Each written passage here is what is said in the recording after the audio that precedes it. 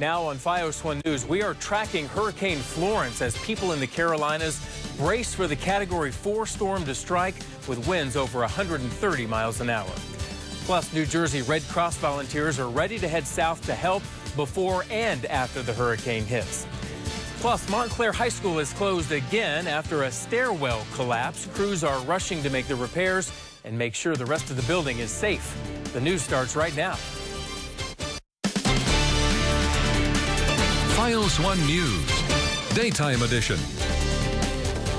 And good afternoon, I'm Brian Webb. Thank you for being with us. We're going to have your top stories coming up in a moment. First, we want to check the forecast. Here's meteorologist Brittany Bohr in the Weather Center. Hi, Brittany.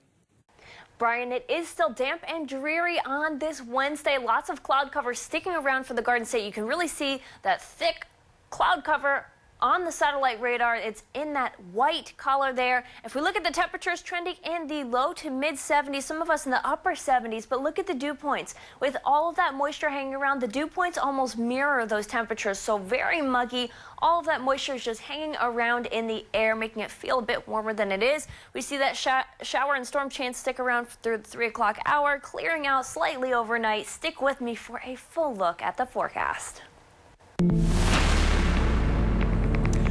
Hurricane Florence is currently churning about 500 miles off the coast of North Carolina. The Category 4 storm has already caused massive evacuations along the coastline, and hundreds of volunteers from New Jersey and New York are rushing down to help.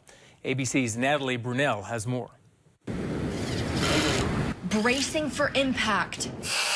Homes boarded up, store shelves cleared, gas in short supply. As soon as I pulled in the parking lot, somebody told me there was no gas, so you might as well not come here. As the monstrous Category 4 Florence takes aim at the Carolina coast, major highways morphed into one-way escape routes. We are currently on what is usually the right side of the road, but you can see the traffic coming up the other side too. For some, it meant leaving behind their newly built dream home. When I got the email that said there was a mandatory evacuation, it just, it hit me, and I shed a few tears. The latest forecast shifting slightly south and now delaying the storm's landfall until early Saturday morning. But Florence still expected to pack a catastrophic punch in storm surge and up to 40 inches of rain. Some calling it the storm of a lifetime. My message is clear. Disaster is at the doorstep and it's coming in.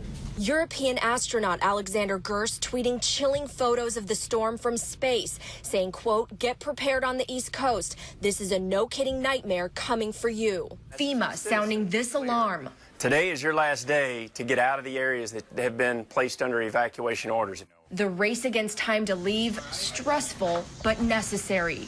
Important thing is your life, and you can't get that back. The house can be rebuilt. Tropical storm conditions are expected to start tomorrow, and when Hurricane Florence does make landfall, the area where I'm standing is expecting up to a 13-foot storm surge. Natalie Brunell, ABC News, Wrightsville Beach, North Carolina. The Red Cross is deploying hundreds of volunteers to the Carolina coast to get ready for a direct hit from Hurricane Florence. That includes volunteers from the Garden State. FiOS 1's Emily Gersh is at the Red Cross Center in Fairfield with more. The American Red Cross is preparing to help as many as 100,000 people who are hit by Hurricane Florence. More than 700 disaster workers left Wednesday morning to help, including 17 volunteers from New Jersey. Working with local and state officials to identify and prepare for evacuation shelters. And we're just making sure that, things are in place to keep people safe and out of harm's way. At the Red Cross Center in Fairfield, 2 volunteers loaded up this truck with bottled water and food containers and headed south to Raleigh, North Carolina, where they will stock up on supplies at a local center and then distribute them across impacted neighborhoods after the storm. We try and comfort those that have lost everything as best we can with what we have to give them. Vince Giamuso has gone on several disaster missions with the Red Cross. He says it's not always easy. To help those that have lost everything, and it's just very, very emotional, and it's very gratifying for me, which is why I do it. And I'll continue doing it as long as I'm healthy enough to do it. In Fairfield, Emily Gersh, FiOS 1 News. New Jersey Salvation Army is ready to go to the Carolinas to help out with Hurricane Florence. Around 300 volunteers are on standby, and the parking lot at the state headquarters in Union is full of trucks and supplies. PSE&G has already donated over 100 containers of food. When we were hit by Superstorm Sandy in 2012, volunteers came from as far away as Texas to help out, and volunteers say it's important to return the favor. When the call is put out to the Salvation Army, people show up from every square inch of this great country. The storm is forecast to make landfall by Friday. Volunteers could get the green light to leave as early as Monday. No classes again today for Montclair High School students after a stairwell in the school collapsed last week. Crews are rushing to fix the problem and make sure the rest of the building is safe before the students come back, possibly by tomorrow. FiOS 1's Arnold Godoy has more from the scene. Classes are canceled for a second day here in Montclair High School, all because of this staircase that partially collapsed last Friday. In a letter to parents, the superintendent says classes are canceled as architects assess the other staircases in the building to make sure they're safe, but parents aren't satisfied with the explanation. What we don't understand as parents is why this staircase wasn't just closed off and then the rest of the school opened, and there's been no exact communication about that from the superintendent of the Board of Ed, and of course they've had the whole summer to work on the building, and here we are in the fall. So Holly Jenkins has a daughter at the school. She tells me parents are frustrated. The students' first day was Thursday. They haven't been back in class at all this week, with Monday having been a holiday, and classes canceled Tuesday and today. A school district truck arrived early this morning along with a welding company truck, but that's not enough for some parents who say the district should have been more proactive. the school's 100 years old. You have to assess. I own a very, very old house, and as many of us do in the neighborhood, you have to assess these things often. So, yeah, and they do know. They do know that the building has had issues, as there was a row of lockers that fell on a child last year in one of the elementary schools. So, yes, they need to be inspected. The district hopes the school will reopen tomorrow with a 2-hour delay.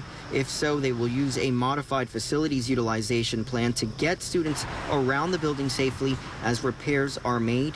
A school board meeting is planned for September 17th for an update on the work and assessment. In Montclair, Arnold Godoy, FiOS 1 News. Mold has been a recurring problem lately, delaying the start of school in one New Jersey district, and now it's a problem at a borough hall in Bergen County, and the mold may change things for a while. FiOS 1's Rob Romano is in Oradell. We've been informed that our first meeting was moved from the borough hall. Daniel Palazzo has lived in Oradell for years. His son's upcoming Boy Scout meeting is supposed to be in the town's borough hall, but because of mold inside the building, the meeting will be held in a church next door. So I know it would be a concern, and I'm glad they took the steps to do this. The mold inside Borough Hall here in Oradell was discovered last week. Signs on the front of the building say it's closed. Officials who usually work inside Borough Hall have had to adjust to new workspaces due to the mold. The Oradell Senior Center has become the temporary home for the town's building, clerk, administration, and health departments, and the Oradell Firehouse for the town's finance, recreation, and fire prevention offices. Palazzo is glad that action is being taken to keep people safe. It's not just the Boy Scouts. A number of facilities or organizations use the Borough Hall besides the Borough Hall employees. The mayor and town council meeting scheduled for tomorrow has been relocated to the Oradell Senior Center due to the mold. The latest notice says officials hope to have the offices back to normal by week's end. Well, just make sure that they clean the whole area up before we have any other meetings going back there again. We have contacted the borough of Oradell for more on this story, but have not heard back so far. In Oradell, Rob Romano, FiOS 1 News.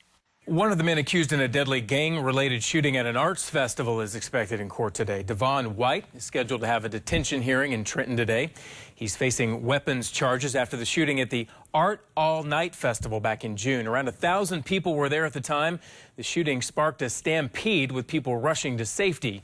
Trenton police later shot and killed one of the other suspects. A Hindu temple in North Brunswick is bursting at the seams. Coming up, the plans and designs are in place for a new house of worship. We take a peek coming up next.